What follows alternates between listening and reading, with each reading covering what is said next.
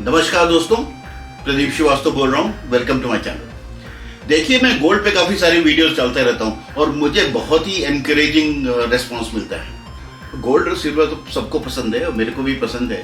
तो गोल्ड के बारे में एक बहुत बड़ी डेवलपमेंट है जो मैं आपको बताने जा रहा हूँ। वो डेवलपमेंट ये है कि इंडिया जो है उसने एक गोल्डन माइलस्टोन अचीव किया है। इंडिया पूरे वर्ल्ड में गोल्ड रिजर्व्स के बारे में अब वो 7वें पोजीशन पे आ गया है। हाँ दोस्तों, मैं दोबारा, इंडिया जो है वर्ल्ड की जितनी कंट्रीज है उसमें 7वें पोजीशन पे पहुंच गया है। उसने स्विट्जरलैंड को भी पीछे छोड़ दिया। तो मैं इसके बारे में एक डिटेल बताने जा रहा हूं कि गोल्ड क्यों इतना फेवरेबल मेटल है और इंडिया ने क्या स्ट्रैटेजिकली इस पे काम किया है, जिसके वजह से एक ये डोमिनेंट प्लेयर तो बन ही रहा है, ऊपर से पड़ोसी देश बुखलाए हुए हैं, परेशान हैं कि इंडिया के पास इतना गोल्ड कहां से है, इतना पैसा कहां से है। इसके बारे में मैं एक डिटेल चीजें बताने जा रहा हूं। और जितने भी नेबरिंग कंट्रीज हैं खासन जो कि परेशान है कि इंडिया के पास इतना गोल्ड कहां से आ रहा है और इतना रिजर्व्स कहां से है। चलिए मैं इसके बारे में बताता हूं।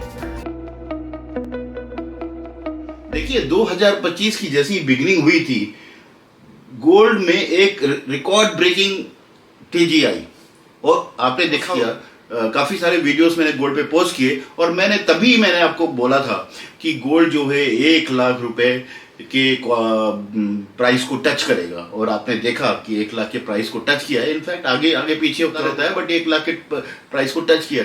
मुझे याद है पिछले साल जब मैंने बोला था तब गोल्ड का भाव करीब 65,000 था और आज की डेट में 1 लाख रुपए के आसपास पहुंच गया। तो गोल्ड की तेजी आप सबको पता है और मैंने आपको इसके बारे में बताया। जहां तक इस साल की बात है, गोल्ड ऑलरेडी 23% बढ़ गया और पिछले साल से 50% ज्यादा बढ़ गया है और पिछले 3 साल में 100 गुना से भी ज्यादा, 100% से ज्यादा बढ़ गया है। पिछले 3 साल में 100% से ज्यादा बढ़ गया है। तो ये गोल्ड की तेजी जो है ये बहुत इंपॉर्टेंट अटेंशन डिमांड करती है और इस पे आपका अटेंशन होना बहुत जरूरी है। देखिए, जो गोल्ड प्राइसेस हैं वो दिन पर दिन बढ़ते जा रहे हैं। आपको मैंने बताया, पहले भी बताया है कि $3400 को क्रॉस कर चुके हैं और इनफैक्ट जो हमारे अभी यूएस के प्रेसिडेंट है डोनाल्ड ट्रंप, उन्होंने ये भी उन्होंने प्लान अनवील किया है कि वो पूरे फेडरल रिजर्व को अनवील करने वाले हैं, राइट। और ये जो गोल्ड के प्राइसेस हैं 1 लाख के आसपास अब स्टेबल से हो रहे हैं एक तरह से, मुझे तो यही लगता है। और आगे कितने बढ़ेंगे ये कहना भी मुश्किल है, बट मैं जरूर आपको अपडेट करता रहूंगा। तो अगर आप देखेंगे जो Q4 था 2024 का, उसमें सारे सेंट्रल बैंक्स ने, जो कंट्रीज हैं, उन्होंने काफी सारा गोल्ड एक्यूमुलेट किया है, काफी सारा गोल्ड खरीदा है, राइट। और ये करीब 333 टन गोल्ड जो है इस क्वार्टर में खरीदा गया और एनुअल परचेज जो है 1000 टन से भी ज्यादा हुए, राइट। और ये तीसरे कॉन्सिक्यूटिव ईयर में हो रहा है, ये as per World Gold Council की रिपोर्ट के हिसाब से। तो है ना कितनी बड़ी बात। और इसके बारे में आपको और मुझे ना पता रहे तो ये गलत बात होगी, राइट। और आज भी काफी सारे सेंट्रल बैंक्स हैं जो गोल्ड के रिजर्व्स को बढ़ाने में लगे हुए हैं। इनफैक्ट अब अफ्रीकन कंट्रीज भी जो हैं इसके बारे में बहुत ध्यान से सोच रहे हैं और वो भी गोल्ड रिजर्व्स को बढ़ाने की कोशिश कर रहे हैं, राइट। सो ये एक इम्पॉर्टेंट डाटा है और मैं अब काफ़ी डिटेल इसके बारे में बताने की कोशिश करूंगा। आप इस वीडियो को अंत तक जरूर देखिएगा, बिकॉज अगर अंत तक नहीं देखेंगे तो इसमें मज़ा नहीं आएगा और आपको पूरी जो सिनॉप्सिस है, पूरा जो कंटेंट है इस गोल्ड रिजर्व से, वो समझना ज़रूरी है और वो समझ में नहीं आएगा अगर आप पूरा नहीं देखेंगे। तो प्लीज़ मेरे रिक्वेस्ट है कि आप पूरा देखिए और ज़रूरत हो तो लाइक, सब्सक्राइब और शेयर तो कर ही दीजिएगा। मैं अभी एक जो रिसेंट डेटा है उसके हिसाब से यूएस से जो है एक नंबर 1 पोजीशन पे है जहां तक गोल्ड रिजर्व्स की बात आती है।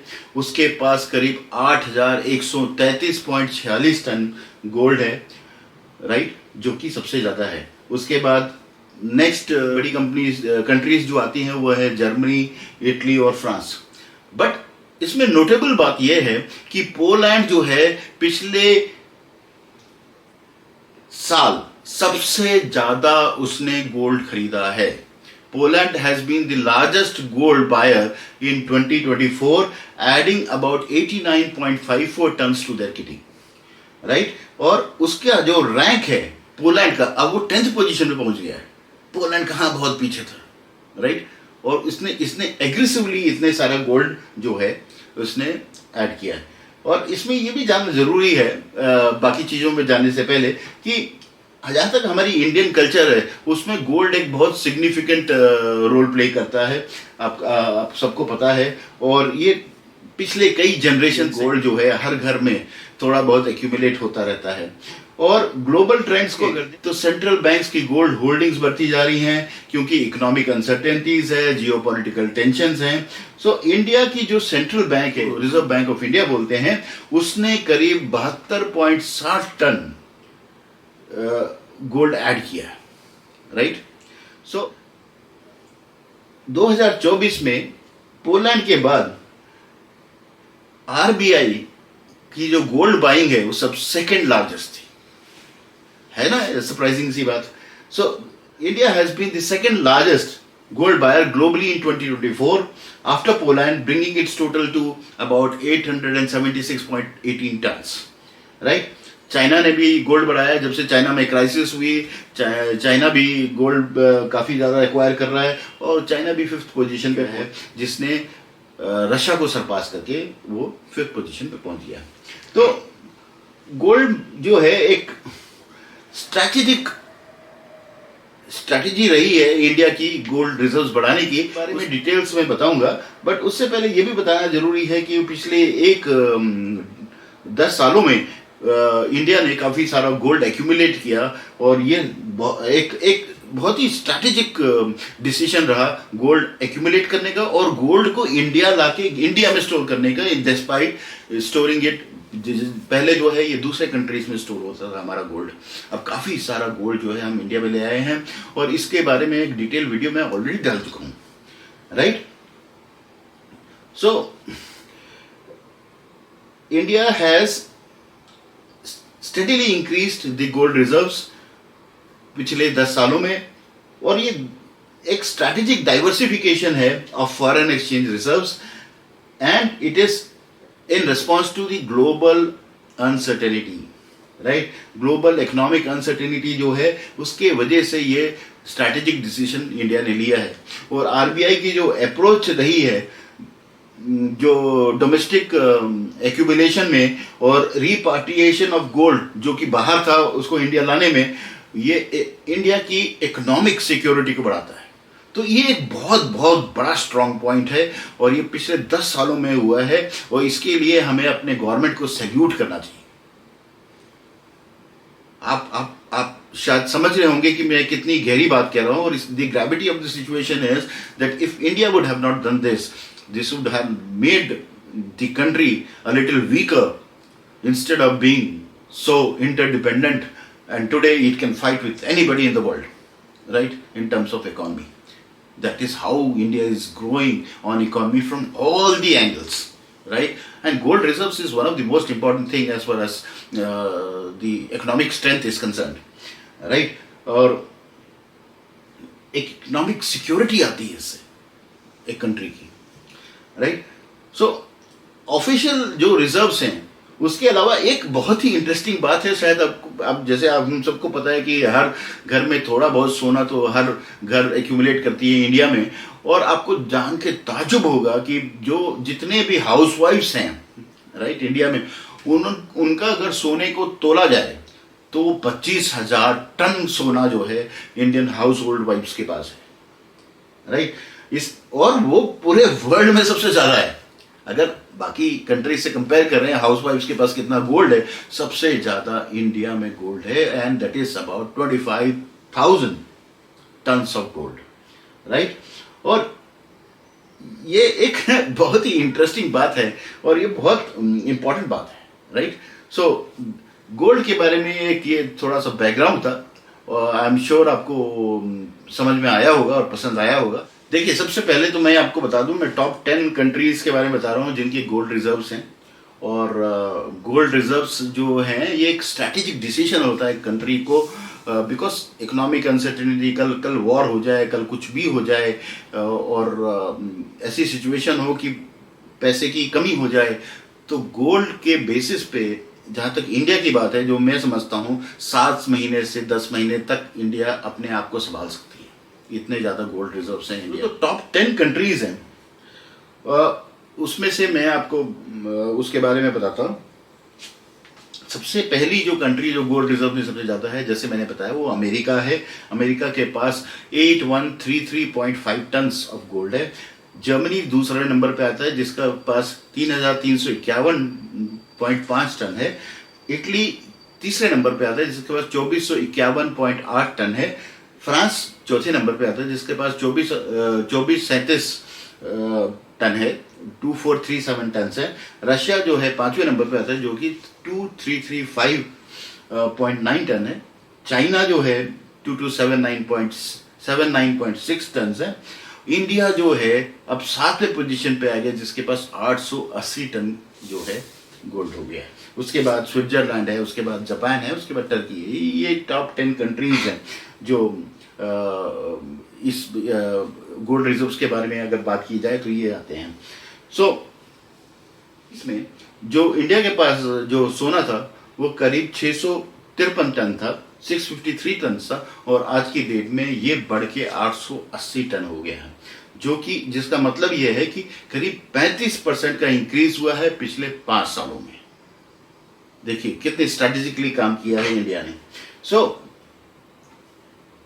कहने का मतलब यह है कि इंडिया की जो गोल्ड रिजर्व्स के बारे में टॉप 10 कंट्रीज में अगर देखा जाए तो इंडिया जो है आज की डेट में 7वें नंबर में आता है, और ये ज़रूर अब आगे भी सरपास करेगा। और एक ये इकोनॉमिक सर्टेनिटी को दर्शाता है as far as India is. देखिए, अब लोग पूछेंगे कि इंडिया जो है गोल्ड रिजर्व क्यों बढ़ा रहा, भाई क्या ज़रूरत है इतना गोल्ड इकट्ठा करना, खरीदने की क्या ज़रूरत है? तो इसके 4 कारण हैं। वो चारों कारण आपको मैं बताता हूँ। पहला कारण तो ये है कि it is diversifying it's foreign reserves. सबसे पहला कारण है कि अपने फॉरेन रिजर्व्स को वो डाइवर्सिफाई कर रहा है। It is reducing the dependence on the US dollar एमिड global uncertainty. ये ग्लोबल अनसर्टेनिटी में जो डिपेंडेंस है यूएस डॉलर पे, उसको रिड्यूस करने के लिए ये डाइवर्सिफिकेशन हो रहा है। दूसरी इंपॉर्टेंट बात है जो जिसकी वजह से इंडिया इस पे स्ट्रैटेजिकली काम कर रहा है, वो है economic sovereignty, right. Economic sovereignty का मतलब यह है कि करीब 58% जो गोल्ड था इंडिया का, वो अब इंडिया में है, जबकि पहले काफी सारी मात्रा में ये बाहर था, हमारे हाथ में नहीं था, लंदन में था, राइट। और मैंने इसके बारे में एक डिटेल वीडियो ऑलरेडी डाली है और मैं इसके बारे में थोड़ी सी देर में और भी बात करूंगा। तीसरी इंपॉर्टेंट बात जिसकी वजह से ये स्ट्रैटेजिक डिसीजन लिया गया by India and RBI the central bank, ये जियो पॉलिटिकल सेफ्टी नेट है। एक ये सेफ्टी नेट होती है, तो मेटल हमेशा सेफ्टी नेट घरों में भी स्ट्रैटेजिकली तो रहा ही है, right. So as a country ये एक जियो पॉलिटिकल सेफ्टी नेट है, और जितनी भी गोल्ड बाहर थी उसको धीरे धीरे जो है हम इंडिया में लाके फॉरेन कंट्रोल को कम करने की कोशिश कर रहे हैं और अपनी नेशनल सिक्योरिटी बढ़ाने की कोशिश कर रहे हैं। चौथी इंपॉर्टेंट चीज थी वेल्थ प्रिजर्वेशन टूल है, राइट। सो वेल्थ प्रिजर्वेशन टूल का क्या मतलब? गोल्ड जो है एक अच्छा जो है हेजिंग मैकेनिज्म का काम करता है। इन्फ्लेशन, जहां तक इन्फ्लेशन और करेंसी डिवैल्यूएशन की बात है, तो ये एक आरबीआई के लिए एक फाइनेंशियल आर्मर है, राइट। और ये एक ग्लोबल एक हेजिंग का काम करता है, इसीलिए जो है ये वेल्थ प्रिजर्वेशन टूल बोलते हैं। तो ये इन 4 कारणों की वजह से इंडिया ने ये एक स्ट्रैटेजिक डिसीजन लिया। सो इंडिया ऑलरेडी आगे बढ़ के 7वें पोजीशन पे पहुंच गया है और करीब 880 टन है अभी 2025 के शुरू में, राइट। और ये इंडिया की ये जो स्ट्रैटेजिक पोजीशन है, ये दर्शाता है कि इंडिया की कमिटमेंट जो है इकोनॉमिक रिसिलियंस के बारे में कितनी ज़्यादा है, और ये नेबरिंग कंट्रीज को एक झटका देने वाली बात है, राइट। सो ये बहुत इंपॉर्टेंट बात है। सो अगर आप और इसकी थोड़ी सी बात करें तो स्ट्रैटेजिक डिसीजन में गोल्ड जो एक्यूमुलेशन के डिसीजन में जो था वो एक सिग्निफिकेंट इंक्रीज हुआ है। जैसे मैंने आपको बताया कि 35% की इंक्रीज हुई है पिछले 5 सालों में गोल्ड रिजर्व्स को बढ़ाने के। डोमेस्टिक होल्डिंग्स जो हैं अब 58% हो गई हैं। डोमेस्टिक होल्डिंग मतलब इंडिया में जो गोल्ड है, जो रिजर्व इंडिया में अब होल्ड कर रहे हैं वो करीब 58% हो गई है। और तीसरी इंपॉर्टेंट बात ये होगी कि आरबीआई की इकोनॉमिक स्ट्रैटेजी है कि गोल्ड परचेसेस से डाइवर्सिफाई कर सकते हैं, डाइवर्सिफिकेशन कर सकते हैं, रिलायंस यूएस डॉलर पे कम कर सकते हैं और एक सेफ गार्ड नेट क्रिएट कर सकते हैं। सो that is how the India's strategic decision has been as far as the gold reserves is concerned, and it is a very very welcome move. Rather, it is a move to be proud of, and we should salute the central banks and the government for taking this strategic decision. अब जो हम बात करने जा रहे हैं वो ये बात करने जा रहे हैं कि इसका ग्लोबल और रीजनल इम्पैक्ट क्या है, क्योंकि मैं एक होलसम पिक्चर की बात कर रहा हूं गोल्ड के बारे में, इसीलिए मैं ये सारी चीजें बात कर रहा हूं, राइट। पहली बात तो इंडिया एक स्ट्रॉन्ग सिग्नल भेजता है all across the world because gold की एक्यूमुलेशन बढ़ गई है। और दूसरा वो एशिया में तो उसने हाहाकार मचा दिया, हाहाकार बोलते हैं ना, I think so it has sent signals all over the Asia, right. अब इसके वजह से गोल्ड रिजर्व्स की वजह से what has happened is 3 things have happened. One is the economic leadership has improved, right? So surpassed Japan, it has surpassed Netherlands gold holdings में, and verifies its status as far as the leading economy in India, in Asia. Sorry. So India solidifies its leading economy in Asia, right? The second thing is strategic autonomy, right? So and the enhanced reserves not only contribute to a greater financial independence, but it is also allowing India to navigate with the global economic shifts and with more confidence. So जो confidence आया government में, जो confidence से decision लेते हैं हम strategic decision, वो उसकी एक रीजन ये है कि हमारी ग्लोबल डिपेंडेंस कम हो रही है, हमारा गोल्ड रिजर्व्स हमारे पास है और हमारे गोल्ड रिजर्व्स बढ़ रहे हैं, राइट। और तीसरी चीज है रीजनल इन्फ्लुएंस।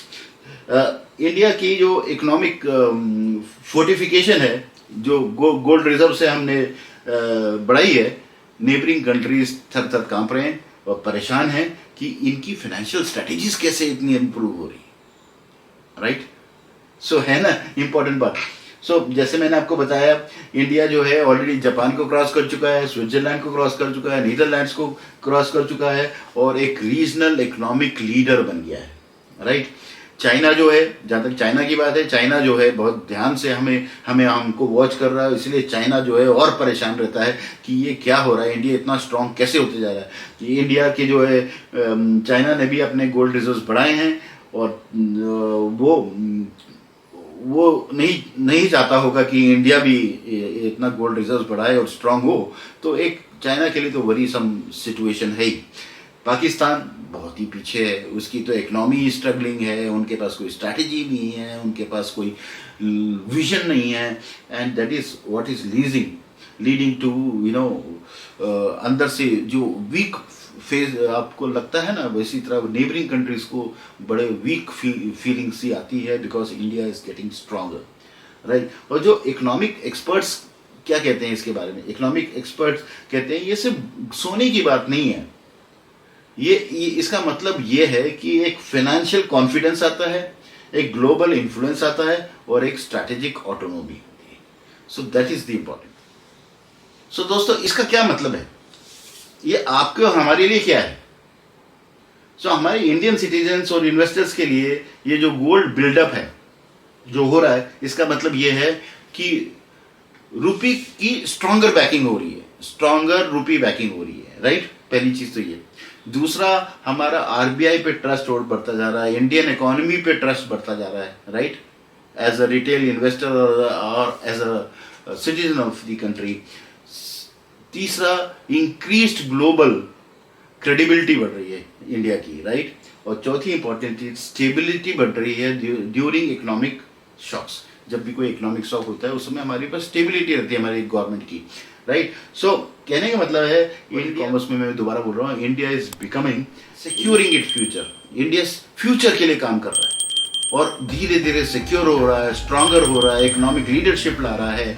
और बाकी चीज़ों के बारे में तो आपको पता ही है, डिफेंस के बारे में क्या हो रहा है, बाकी चीज़ों के बारे में आपको पता है, हमारी ग्लोबल पोजीशनिंग के बारे में पता है। तो this gold reserves contribute a lot, you know, as far as that is concerned, which is not visible to a common man, but actually it is a very very strategic move by the country. So दोस्तों, अब conclude करता हूँ कि India, मेरे कहने का मतलब है, गोल्ड रिजर्व्स में आगे बढ़ता जा रहा है, गोल्ड इंपॉर्टेंट होती जा रही है। इंडिया 7th रैंक पे ग्लोबल रैंकिंग में पहुंच गया है। और ये सिर्फ एक नंबर नहीं है, ये एक स्ट्रैटेजिक फोरसाइट है, एक ये इकोनॉमिक ग्रिट है और एक ये ग्लोबल एम्बिशन है। ये तीन बहुत इंपॉर्टेंट चीज है। और ये किसने सोचा होगा, सोचिए, पहले क्यों नहीं किसी के दिमाग में आया ये बात, पिछले 10 सालों में क्यों हुआ। हमें सैल्यूट करना चाहिए हमारे सेंट्रल बैंक को और जिन लोगों ने इसके बारे में सोचा है और इंडिया को स्ट्रॉन्गर बनाया है और इकोनॉमिक लीडरशिप की तरफ ले गए हैं, सिक्योरिटी, फ्यूचर सिक्योरिटी की तरफ ले गए हैं और हमारी लाइफ जो है और सिक्योर बना रही है, राइट। सो ये गोल्डन स्ट्रैटेजी थी इंडिया की जो मैंने आपको अनवील की है। आई एम श्योर आपको बहुत अच्छा लगा होगा। प्लीज़ लाइक करना ना भूलें, सब्सक्राइब करना ना भूलें और शेयर करना ना भूलें। आपकी जो भी फीडबैक है आप ज़रूर लिखिए, मुझे बहुत अच्छा लगेगा।